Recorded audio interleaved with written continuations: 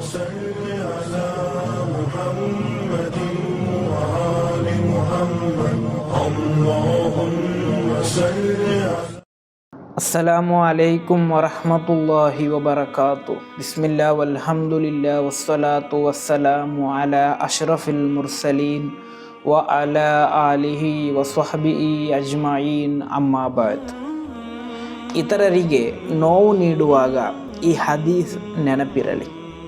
ಇಮಾಮ್ Muslim ರಲಿಯಲ್ಲಾಹು ಅನ್ಹುರವರು ವರದಿ ಮಾಡಿದಂತಹ ಹದೀಸ್, ಅಬೀ ಹುರೈರಾ ರಲಿಯಲ್ಲಾಹು ಅನ್ಹುರವರಿಂದ ನಿವೇದನೆ, ಅನ್ನ ರಸೂಲುಲ್ಲಾಹಿ ಸ್ವಲ್ಲಲ್ಲಾಹು ಅಲೈಹಿ ವಸಲ್ಲಂ, ಖಂಡಿತವಾಗಿಯೂ ಪ್ರವಾದಿ ಸ್ವಲ್ಲಲ್ಲಾಹು ಅಲೈಹಿ ವಸಲ್ಲಮರು ಹೇಳುತ್ತಾರೆ, ಲತುಅದ್ದುನ್ನಲ್ ಹುಕೂಕ ಇಲಾ ಅಹ್ಲಿಹಾ ಯೌಮಲ್ ಕಿಯಾಮ. ಖಂಡಿತವಾಗಿಯೂ ಅಂತ್ಯ ದಿನದಂದು ಬಾಧ್ಯತೆಗಳನ್ನು ಅದರ ಹಕ್ಕುದಾರರಿಗೆ ಮರಳಿಸಲ್ಪಡಲಾಗುತ್ತದೆ. ಹತ್ತಾ ಯುಕಾದಲಿ ಶಾತಿಲ್ ಜಲ್ಹಾಯಿ ಮಿನಶಾತಿಲ್ ಕರ್ನಾ.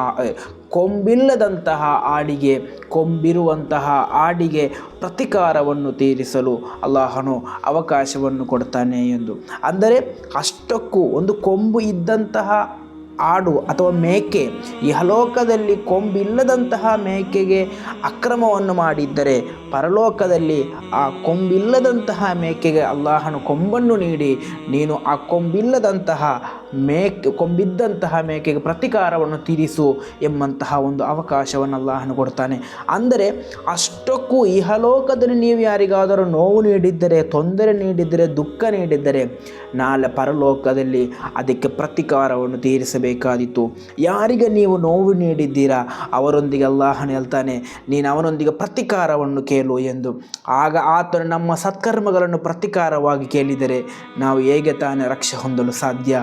ಆದ್ದರಿಂದ ಪ್ರತಿಯೊಬ್ಬರೂ ಚಿಂತಿಸಬೇಕಾದದ್ದು, ಇಹಲೋಕದಲ್ಲಿ ಜೀವಿಸುವಷ್ಟು ಕಾಲ ಯಾರಿಗೂ ನೋವು ನೀಡದೆ, ಯಾರಿಗೂ ತೊಂದರೆಯನ್ನು ನೀಡದೆ, ಯಾರನ್ನು ಬೈಯದೆ, ಯಾರಿಗೂ ಜೀವನದಲ್ಲಿ ಅಪಹಾಸ್ಯ ಮಾಡದೆ, ಯಾರನ್ನು ಪರಿಹಾಸ್ಯ ಮಾಡದೆ ಜೀವಿಸುವುದಾದರೆ ಖಂಡಿತವಾಗಿಯೂ ನಾಳೆ ಪರಲೋಕದಲ್ಲಿ ರಕ್ಷೆ ಹೊಂದಲು ಸಾಧ್ಯ. ಇಲ್ಲದಿದ್ದರೆ ನಾವು ಯಾರಿಗೆ ನೋವು ನೀಡಿದ್ದೇವೋ, ಯಾರಿಗೆ ನಾವು ಬೇಜಾರು ನೀಡಿದ್ದೇವೋ, ಯಾರಿಗೆ ನಾವು ದುಃಖವನ್ನು ನೀಡಿದ್ದೇವೋ ಅವರು ನಾಳೆ ಪರಲೋಕದಲ್ಲಿ ಅಲ್ಲಾಹನ ಮುಂದೆ ನಮ್ಮಲ್ಲಿ ಪ್ರತಿಕಾರವನ್ನು ಕೇಳ್ತಾರೆ. ಆಗ ನಾವು ಮಾಡಿದಂತಹ ಈ ಅಲ್ಪ ಸತ್ಕರ್ಮ ಅದರಲ್ಲಿ ಒಂದು ಭಾಗ ಅವರಿಗೆ ಕೊಡುವುದಾದರೆ ಮತ್ತೆ ಹೇಗೆ ನಾವು ರಕ್ಷೆ ಹೊಂದಲು ಸಾಧ್ಯ? ಅಲ್ಲಾಹ ನಮ್ಮನ್ನು ಸಂರಕ್ಷಿಸಲಿ.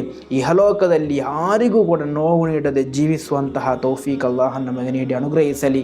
ಅಸ್ಸಲಾಮು ಅಲೈಕುಂ ವರಹಮತುಲ್ಲಾಹಿ ವಬರಕಾತು.